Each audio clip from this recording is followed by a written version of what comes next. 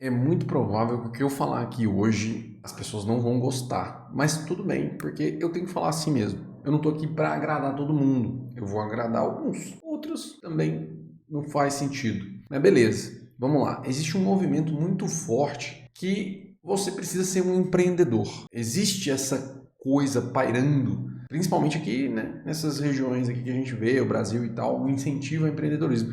E eu não acho isso errado, mas existe uma diferença muito grande entre você querer ser um empreendedor e você ser um empreendedor de fato. Ou ter um negócio, que é diferente. Em termos práticos, aquele dono do mercadinho da esquina que você trabalha, ou que alguém trabalha, ou que alguém que você conhece trabalha, ou que a pessoa está lá há 20 anos naquele mercadinho da esquina, ele tem um negócio, ele não é necessariamente um empreendedor. Agora, você conhece uma pessoa que é dona de uma rede de clínicas médicas e tem médicos que trabalham para ele ali, sei lá, um médico que tem uma rede de clínica médica. Esse cara, sim, ele pode ser considerado um empreendedor. Esse não é o tópico, vamos continuar. Como eu disse, não é algo que eu discordo.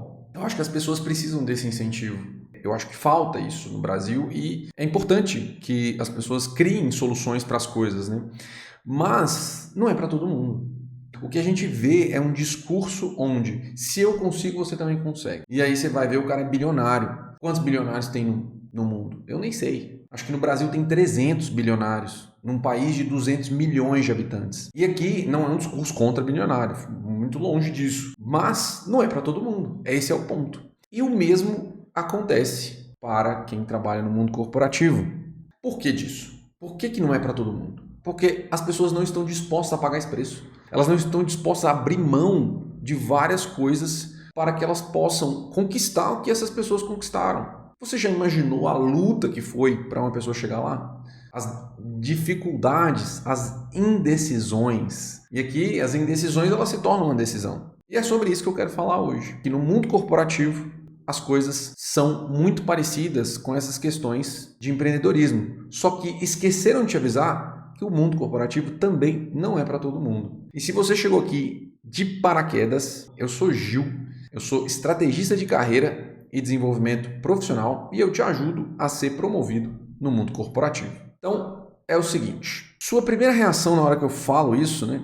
Na hora que você vê assim, como assim o mundo corporativo não é para todo mundo? As pessoas vendem isso? Como é que pode? Mas não é. Escuta essa história aqui. Uma vez, eu e um amigo, a gente estava estudando. A gente já estava trabalhando na época. Ambos, né, nós três, já estávamos no ambiente corporativo. E esse amigo que chegou para falar com a gente, eu vou chamar ele de João, ele estava indignado. E aí a gente foi tentar entender o porquê. Eu e o Paulo, a gente perguntou para ele: João, o que aconteceu? E o João falou que o chefe dele estava cobrando ele demais, que o chefe dele estava no pé dele, que ele não aguentava mais, que o chefe dele tinha que falar as coisas que ele tinha que fazer, ele já sabia, etc, etc, etc. E ele começou a descrever um trabalho como qualquer outro trabalho, uma coisa simples assim. Era uma cobrança, um resultado e ponto final. A reclamação dele era genérica, de uma certa maneira, mas o trabalho que ele estava fazendo ali era muito semelhante a um trabalho qualquer. É claro, você vai ter especificidades dependendo de cada trabalho, mas um trabalho qualquer. Você entra, as pessoas te pagam, você executa um serviço, você recebe o salário em troca, beleza? E aí o que aconteceu? A gente olhou um para o outro assim, eu e o Paulo, né? O que está acontecendo aqui? E viramos para o João e falamos assim: João, isso é trabalho. É exatamente isso que a gente faz também na empresa que a gente trabalha. Eu e o Paulo, a gente trabalhava em empresas diferentes. O mais interessante é que quando você olha para essa história e você pensa assim, tá, mas às vezes o João continuou. Não. Por mais caricata que essa história seja, ela aconteceu. O que aconteceu com a gente? O João, ele pediu conta. Ele pediu demissão. O mundo corporativo não era para ele. E o que aconteceu comigo e com o Paulo? Hoje o Paulo é gerente sênior, eu também. Todos nós evoluímos na cadeia hierárquica dentro da empresa, dentro das corporações que nós passamos. Entende? Por isso que o perfil do João não era compatível com o mundo corporativo. O João, ele não aceitava cobrança. Ele não estava disposto a aceitar algo que o mundo corporativo exige de você. Você precisa lidar com pressão.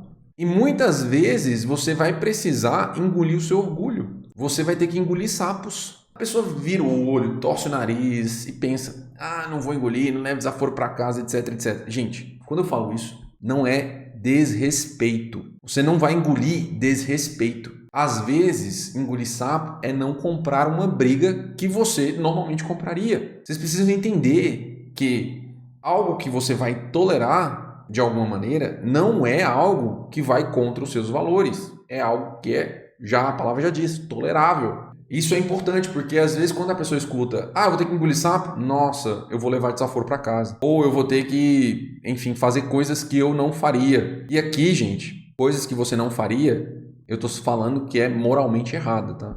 Beleza. Você vai ter que ponderar, você vai ter que entender onde você vai ter que entrar e quando você vai ter que entrar. Isso é importantíssimo e um alinhamento com o chefe é vital para que isso aconteça. Se você estiver desalinhado com seu chefe, você vai comprar briga que não é sua. E agora o problema já é seu, porque você comprou. E isso é um problema muito grande, porque você, quando assume uma responsabilidade no mundo corporativo, não interessa se a responsabilidade não era sua. Ela se torna sua no momento que você fala, eu resolvo, entendeu? Isso é uma recomendação de ouro. Se você pegou o negócio, leva até o final ou você vai transferir esse negócio para alguém, para o verdadeiro responsável, mas você vai fazer isso de uma forma muito estruturada. E aqui, quando você começa a entender como o mundo corporativo funciona, você começa a ler o ambiente. Você começa a modular o discurso, que eu chamo de diplomacia corporativa, beleza? Você entende o público que você está falando, você entende as pessoas que você está falando, que faz parte do público, obviamente. A maneira que você vai falar com um chefe não é a mesma maneira que você vai falar com um analista. É diferente. Você vai tratar eles diferente? Vou. Só que, obviamente, eu vou tratar todos com respeito. É aqui que existe a grande coisa que as pessoas acham que... se você tratar um analista igual a um chefe, você está puxando o saco do chefe, porque você trata o chefe melhor. Isso não tem nada a ver uma coisa com a outra. Você vai tratar as pessoas de acordo com as funções que elas têm, porque elas exigem isso de você. E é preciso que você enxergue isso. E essa leitura você faz à medida que você vai navegando ali no mundo corporativo. Chefes difíceis, gente, sempre existem e sempre você vai ter que lidar com eles. Chefes cruéis também. Chefes cruéis. O mundo corporativo tem pessoa cruel, sim, e tem pessoa cruel em todo lugar. O mundo, gente, a gente tem que parar de ser ingênuo. O mundo não é brincadeira. Tem gente ruim em tudo que é lugar. Não adianta você falar que ali é um lugar confiável. Acontece coisas que você não sabe que acontece. Tem gente que é cruel ao ponto de ser moralmente errado nessas empresas. Tem sim. E negar isso é fechar os olhos para uma realidade que acontece. E aqui, uma das coisas que eu acho que leva a esse problema é a formação das lideranças. Elas não são boas, né? A formação deles. Muitas vezes, esses líderes, eles acabam tendo desvios morais muito grandes. E talvez porque a formação deles não tenha sido interessante. Eles não estudaram essas questões de valores morais. E aí, acabam que elas se tornam cruéis. Eu conheço pessoas que infernizaram a vida de trabalhadores. Isso acontece todo dia.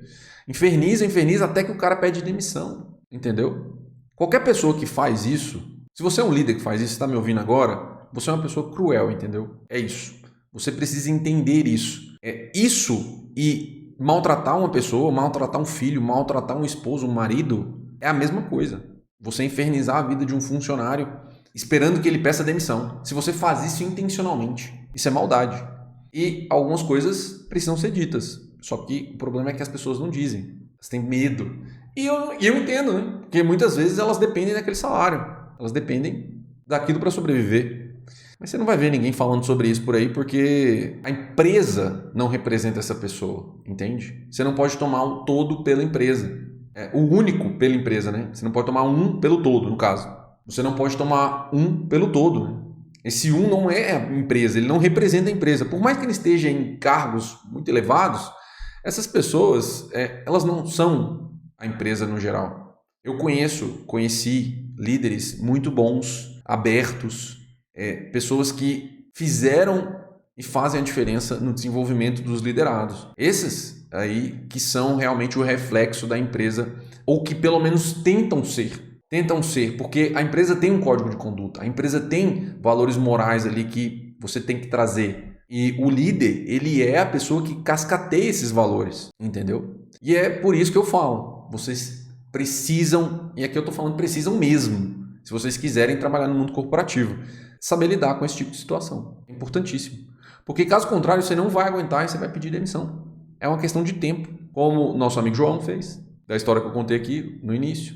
E várias outras pessoas que eu já vi que não aguentaram a pressão, não foram diagnosticados com burnout, mas provavelmente tiveram um início de burnout. É muito difícil, às vezes, diagnosticar um burnout, porque você tem um conjunto de fatores que levam a pessoa ao burnout, né? E a causa do burnout ele precisa estar relacionado ao trabalho. Às vezes, o trabalho diretamente é só um pequeno fator na vida da pessoa. Mas, enfim, muito provável a pessoa teve um burnout por conta do trabalho. E o trabalho veio como um catalisador que piorou a crise como um todo, né? E isso acontece. As pessoas têm esse tipo de comportamento porque elas não conseguem lidar com tanta coisa acontecendo ao mesmo tempo. Muita gente pedindo coisa, muita demanda. Às vezes você trava, você não consegue sair do lugar e a culpa parece que é sua, mas na realidade não é aquela culpa toda sua, entende? Porque você está tentando destravar, mas às vezes a burocracia não deixa você destravar, enfim, inúmeras coisas, né? E à medida que você vai subindo nos níveis hierárquicos, isso fica cada vez pior e cada vez mais complexo. Porque os níveis mais altos das empresas, eles têm menos quantidade de oferta e tem uma demanda relativamente grande. Muitas pessoas ali, elas têm capacidade e competência para ocupar níveis hierárquicos mais altos. Só que também essas pessoas, elas não são muitas, mas tem. Só que para aquela quantidade de cargo que é disponível, acaba que elas se tornam uma oferta menor do que a demanda. E aí começa aquela coisa do nossa, peraí, eu vou puxar tapete, etc. O cara tá fazendo propaganda e tal, enfim. Então, essas oportunidades, elas vão diminuindo à medida que você vai aumentando o cargo ali. Por exemplo, se você chegou num nível hoje que você ganha 15 mil, 20 mil reais, 25 mil, você já está num nível muito elevado em relação aos parâmetros do Brasil. Então, achar posições que você consiga ocupar são mais difíceis. E os critérios para você ocupar essa posição são cada vez maiores. Ou seja, você vai diminuir no funil, né? Você vai precisar falar inglês, você vai precisar ter uma comunicação muito boa, você vai precisar ter experiência, às vezes vai precisar falar uma terceira língua, né? Um espanhol, às vezes até um alemão, dependendo de onde você trabalha, entendeu? E aí, quando uma oportunidade de promoção aparece, você tem que garantir que você seja o primeiro da fila, porque muitas pessoas estão ali também buscando crescer na carreira, no mundo corporativo. Quando você vai subindo cada vez mais, seja em cargos técnicos, o mesmo se aplica, porque vai reduzindo a quantidade de oferta. E aí você já está lá num nível alto e você quer manter aquele nível, você não quer descer. Inclusive, eu tenho uma playlist aqui que eu falo sobre o desenvolvimento, sobre como que você consegue ser promovido, quais foram os passos que eu usei para ser promovido. Eu vou deixar no card aqui no final desse vídeo agora, para você poder continuar, para você poder se desenvolver e entender como que você pode fazer e aplicar no seu dia a dia os passos para que você consiga ser o primeiro da fila quando a oportunidade de promoção aparecer. E se esse conteúdo te agregou alguma coisa, se você chegou aqui e não sabia algo que eu falei e agora você está sabendo, olha, agregou alguma coisa, se inscreve aqui no canal, ative as notificações, pra você não perder nada. Toda semana eu estou aqui compartilhando recomendações, insights para que você seja promovido no mundo corporativo. Te vejo no próximo vídeo.